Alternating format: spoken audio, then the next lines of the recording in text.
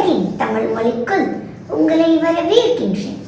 உங்கள் அப்பா அம்மாவை உங்களுக்கு பிடிக்குமான்னு நான் கேட்டேன்னா, குழந்தைகளாக இருந்தாலும் இளைஞராக இருந்தாலும் ஏன் அவங்க ஒரு முதியவராக இருந்தாலும் கூட அப்பா அம்மாவை பிடிக்காதவங்கள யார் இருப்பாங்கன்ட்டு கேட்குறதும், என் அப்பா அம்மாவை ரொம்ப பிடிக்கும்ன்ட்டு சட்டுன்னு சொல்கிறதும், என் அப்பா அம்மா தான் என் உயிர்ன்ட்டு உணர்ச்சி வசப்பட்டு சொல்கிறதும், தாயில் சிறந்த கோவிலும் இல்லை, தந்தை சொல்மிக்க மந்திரம் இல்லைன்ட்டு உருகி பாடுறதும், தாய் கருவில் சுமந்தாள் தந்தை இதயத்தில் சுமந்தார்னு கவிதையா பாடுறதும், அப்பப்பப்பப்பா இத்தனை பதில்கள் எல்லாம் என் காதுல கேட்டுச்சு.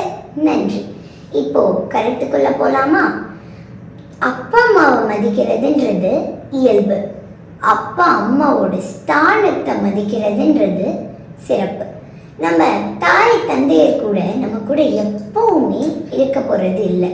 ஆனா அவங்க வயசை ஒன்றிய பல நபர்கள் கூட நம்ம பல இடங்கள்லையும் பல காலங்கள்லையும் பல நேரங்கள்லையும் பயணிச்சுக்கிட்டே தான் இருக்க போறோம்.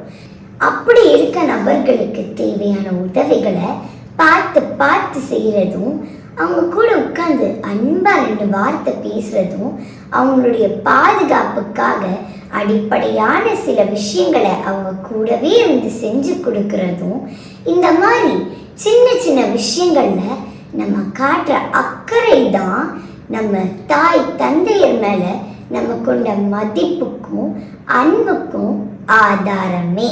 சரிதானே? பெற்றோர்களை பத்தியும் பெற்றோர்களுடைய ஸ்தானத்தை பத்தியும் சிறப்பா சொன்னதுக்கு நன்றி. அதே மாதிரிதான் நம்ம குழந்தைய நேசிக்கிறோமா, குழந்தைங்கிற ஸ்தானத்தை நேசிக்கிறோமா அப்படிங்கிறது ரொம்பவே முக்கியம். இப்போ நம்மளோட குழந்தைக்கு ஏதாச்சும் ஆச்சுன்னா நம்ம ரொம்பவே துடிச்சு போயிடுறோம். அதே மாதிரிதான் நம்மளால வேறொரு குழந்தைக்கு ஏதாச்சும் ஆச்சுன்னா அவங்களோட பெற்றோர்களும் ரொம்பவே துடிச்சு போயிடுவாங்கல்ல. பெற்றோர்கள் அவங்களோட குழந்தைகளை நம்பிக்கையோட பள்ளிக்கூடங்களுக்கு, பொது இடங்களுக்கு, ஏன் தெரிஞ்சவங்க வீட்டுக்கு கூட அனுப்புறதுக்கு காரணம், அங்க இருக்கிறவங்க அந்த குழந்தைய அண்ணன் தம்பி ஸ்தானத்துல பாத்துக்கிடுவாங்கன்னும், அப்பா பெரியப்பா சித்தப்பாங்கிற ஸ்தானத்துல பாத்துக்கிடுவாங்கன்னும், தாத்தா மாமா அப்படின்னு ஏதாச்சும் ஒரு ஸ்தானத்துல பாதுகாப்பா பாத்துக்குவாங்க அப்படிங்கிற நம்பிக்கை மட்டும்தான் காரணம். இப்போ நம்ம சமுதாயத்துல பெண் குழந்தைகளுக்கு மட்டும் இல்லாம ஆண் குழந்தைகளுக்கு கூட, ஏன் பச்சிளம் குழந்தைகளுக்கு கூட பாலியல் கொடுமைகள் அதிகரிச்சுக்கிட்டே இருக்கு.